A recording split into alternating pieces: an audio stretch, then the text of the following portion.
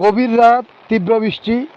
আমি এই মুহূর্তে দাঁড়িয়ে আছি ফেনী জেলা পরশুরাম উপজেলা ১ নং মির্জানগর ইউনিয়ন নিষ্কালিকাপুর বল্লামুখা বেড়িবাঁধের উপরে।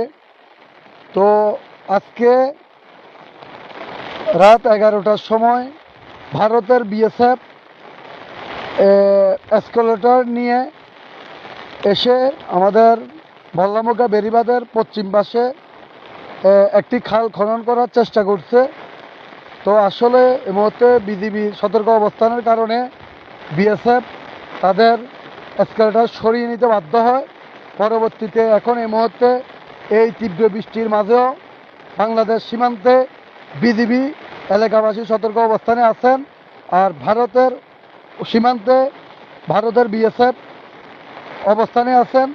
আর আজকে আরেকটি কথা, আজকে ভারতের যে সীমান্তবর্তী লাইটগুলা, আজকে একটি লাইটও জ্বলতেছে না, তাদের সমস্ত লাইটগুলা বন্ধ।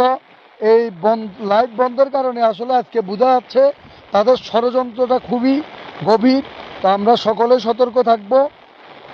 এই মুহূর্তে এমনি মোহরি এবং বল্লামুখার যে ফানির উচ্চতা তেমন বেশি নাই, এত আতঙ্কিত হওয়ার ওরকম কিছু নাই।